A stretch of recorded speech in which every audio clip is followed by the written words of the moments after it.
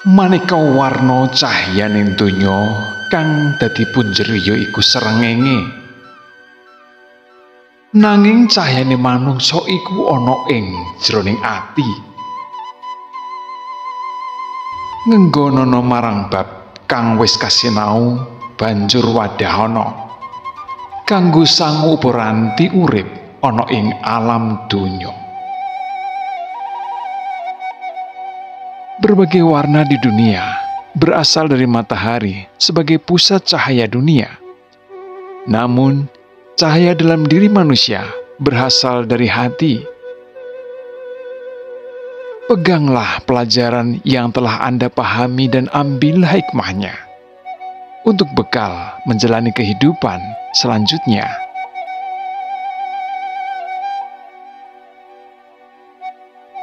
Joko Tingkir, putra dari Raden Kebo Kenanga dari pernikahannya dengan Roro Alit, putri Sunan Lawu.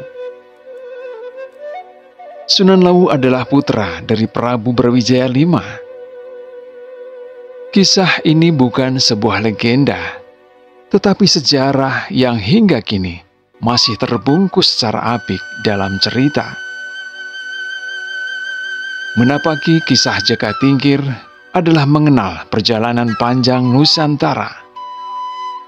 Jauh sebelum Belanda menginjakkan kaki di tanah air, Joko Tingkir beserta segenap cerita yang mengiringinya memang lebih dahulu berjaya.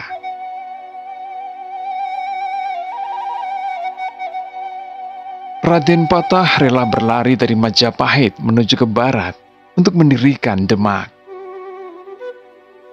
Kita menandai sebagai Demak I, tahun 1485 hingga 1519. Berlanjut pada Patiunus yang memegang Demak II, 1519 hingga 1521. Hingga Demak III, tahun 1521 sampai dengan 1550. Yang berada dalam genggaman Sultan Trenggono. Sejarah dimulai kembali. Joko Tingkir yang mulai menginjak dewasa diperintahkan supaya mengabdi. Perjalanan melalui Sungai Bengawan Solo menggunakan getek atau rakit bersama 3 sahabatnya telah mengantarkan Jaka Tingkir pada Demak. Kekisruhan yang diakibatkan oleh adanya kerbau yang mengamuk dan hanya Jaka Tingkir yang dapat menundukkannya telah meluluhkan hati Raja Demak III untuk menjadikan Jaka Tingkir sebagai menantu dan bergelar Adipati Hadiwijaya. Setelah memperistri Ratu Mas Cempaka, putri Sultan Trenggono.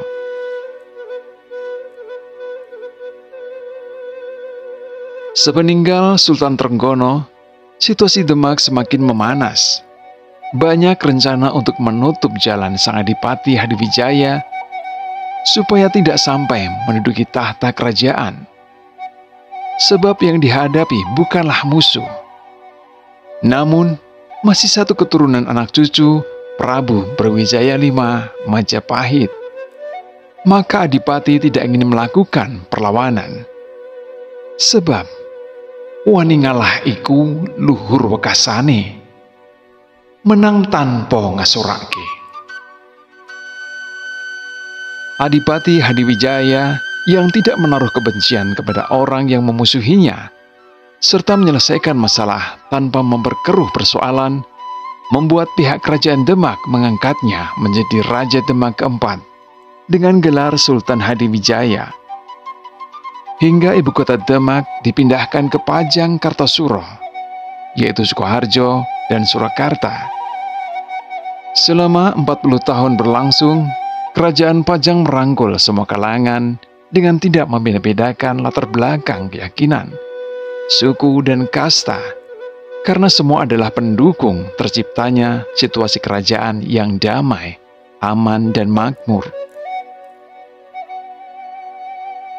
Nama Joko Tingkir yang diparodikan dalam lagu dangdut koplo berjudul Joko Tingkir Ngombe Dawet menuai protes dari sejumlah pihak. Joko Tingkir bukanlah sekedar nama dalam legenda, tapi juga sosok ulama. Ia dilahirkan dengan nama Raden Mas Karebet, karena saat ia lahir, sang ayah yang bernama Raden Kebu Kenongo atau Ki Ageng Pengging menggelar pertunjukan wayang beber yang dalangnya Ki Ageng Tingkir. Saat pertunjukan wayang itu, terdengar suara yang kerembet, tertiup angin, dan jadilah sang bayi itu dinamai Mas Karembet. Sepulang dari mendalang, Ki Ageng Tingkir jatuh sakit dan meninggal dunia. 10 tahun kemudian, Ki Ageng Pengging dihukum mati karena dituduh memberontak pada kerajaan Demak. Setelah kematian suaminya, Nyi Ageng Pengging jatuh sakit dan meninggal dunia. Menjadi yatim piatu, Mas Karembet diangkat menjadi anak oleh Nyi Ageng Tingkir. Sejak itu, ia lebih dikenal dengan nama Jaka Tingkir. Setelah remaja, Jaka Tingkir berguru pada Ki Ageng Selo, belajar ilmu kanuragan dan batin. Sejak muda Jaka Tingkir gemar bertapa, berlatih bela diri dan kesaktian. Ia tumbuh menjadi pemuda yang tangguh dan tampan. Berdasarkan buku Bapat Tanah Jawa, setelah beranjak dewasa, Jaka Tingkir merantau menuju ibu kota Demak bersama teman-teman seperguruannya, Mas Monco, Mas Wilo, dan Ki Wuragil. Sesampai di Demak, ia tinggal di rumah pamannya, Kiai Gondo Mustoko, yang merupakan seorang perawat Masjid Demak yang berpangkat Lurah Ganjur. Pada suatu hari, Jaka Tingkir melakukan sesuatu yang tanpa sengaja membuat Sultan Trenggono, Raja Demak saat itu, terkesan. Saat itu ia sedang berdiri di tepian kolam yang cukup besar. Tiba-tiba sang paman berteriak pada Jaka Tingkir karena Sultan Trenggono akan lewat. Jaka Tingkir yang terlatih dengan sigap melompat kolam yang lebar itu. Tanpa sengaja, Sultan Trenggono melihat sendiri kejadian itu dan terkesan akan kemampuan Jaka Tingkir. Ia kemudian diangkat menjadi prajurit Demak berpangkat Lurah Wirotamtomo. Setelah Sultan Trenggono mangkat, pecah pemberontakan Arya Penangsang yang sebenarnya masih kerabat kerajaan Demak yang menjadi Adipati Jipang.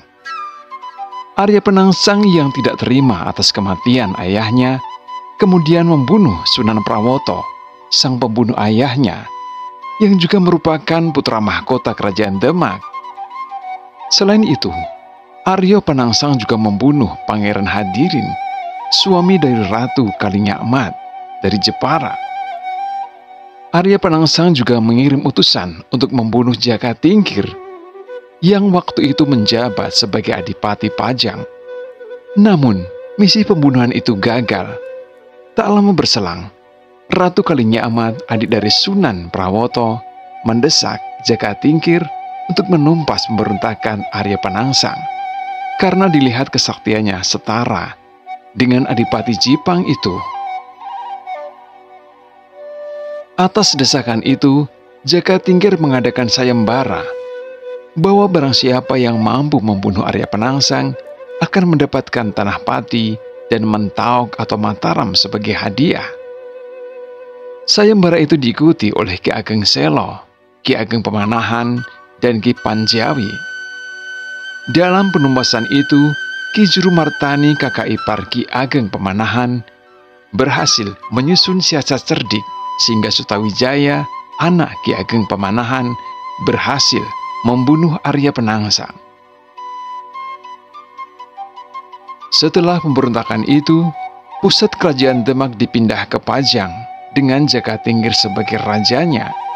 Sementara itu, Demak dijadikan daerah kadipaten dengan anak Sunan Prawoto yang menjadi adipatinya. Dalam kepemimpinannya sebagai raja, Jaka Tingkir mengangkat rekan-rekan seperjuangannya dalam struktur pemerintahan. Mas Monco diangkat menjadi patih bergelar Patih Monconegoro. Sementara Mas Wilo dan Ki Wuragil dijadikan menteri berpangkat Ngabehi.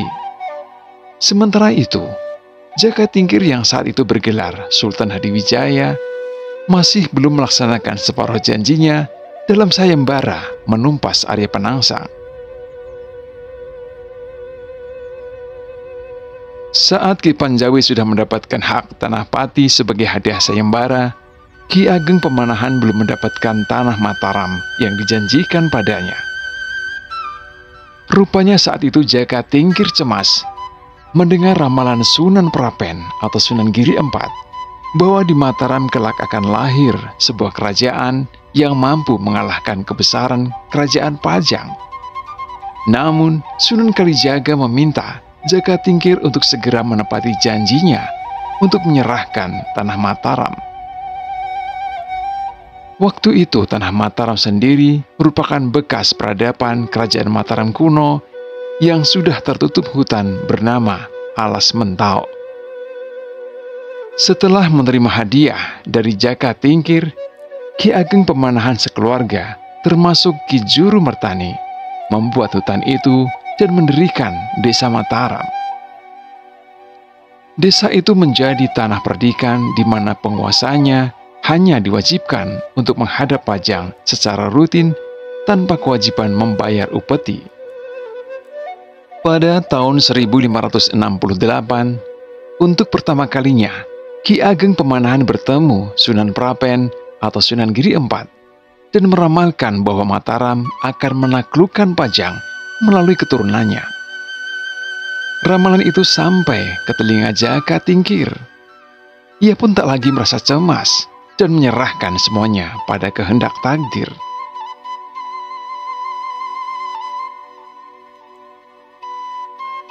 Setelah Ki Ageng Pemanahan meninggal pada tahun 1575, anaknya Sutawijaya diangkat menjadi penguasa baru Mataram. Ia diberi hak oleh Pajang untuk tidak menghadap selama setahun penuh. Setahun telah berlalu. Sutawijaya tak kunjung menghadap Pajang atas kondisi di wilayahnya. Jaka Tingkir mengutus Ngabehi Wiralomo atau Mas Wiro dan Ngabehi Wuragil atau Ki Wuragil untuk meninjau desa itu. Saat bertemu Sutawijaya, mereka diperlakukan kurang sopan. Namun kedua pejabat senior itu menyampaikan laporan secara halus pada Jaka Tingkir. Tahun demi tahun berlalu. Jaka Tingkir kembali mengirimkan utusan ke Mataram. Saat itu yang berangkat adalah Pangeran Benawa, putra mahkota, Arya Pamalat menantunya yang menjadi Adipati Tuban, serta Patih Mancanegara atau Mas Monco. Pada saat itu Mataram telah maju pesat. Sutawijaya menjamu tamu dari Pajang itu dengan pesta besar. Di tengah pesta itu, putra sulung Sutawijaya yang bernama Raden Rangga membunuh seorang prajurit Tuban. Seiring waktu, konflik antara Pajang dengan Mataram terus memanas. Perang antara Pajang dan Mataram tak terhindarkan. Pasukan Pajang yang jumlahnya lebih banyak harus menderita kekalahan. Jaka Tingkir semakin terguncang saat mendengar Gunung Merapi tiba-tiba meletus dan laharnya ikut menerjang pasukan Pajang. Ia pun meminta pasukannya untuk mundur. Dalam perjalanan kembali ke Pajang, Jaka Tingkir singgah di makam Sunan Tembayat. Setelah melanjutkan perjalanan, ia jatuh dari gajah tunggangannya sehingga ia harus diusung dengan tandu hingga tiba di Pajang. Sesampainya di Pajang, sakitnya bertambah parah. Saat itu pula ia berwasiat agar anak-anak dan menantunya jangan ada yang membenci Sutawijaya.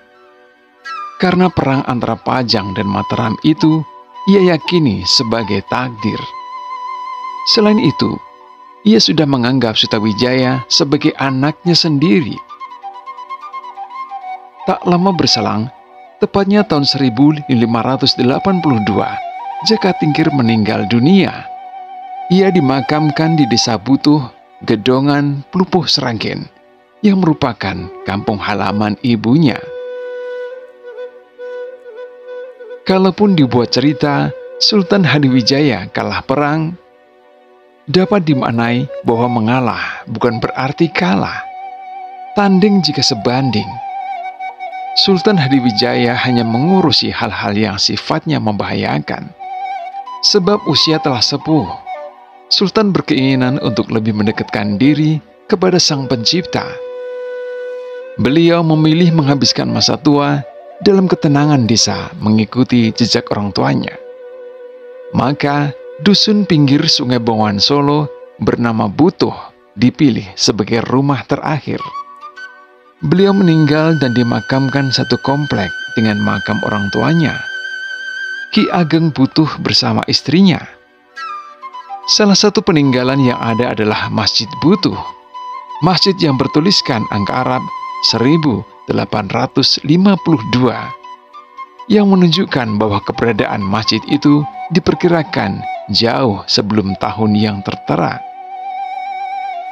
Makam dan Masjid Butuh yang setiap hari ramai dikunjungi peziarah ini menjadi bukti sejarah bahwa di zaman itu agama telah berkembang.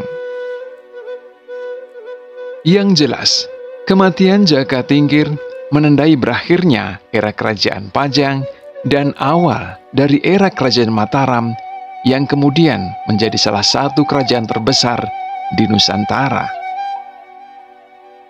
Wallahu a'lam bishawab.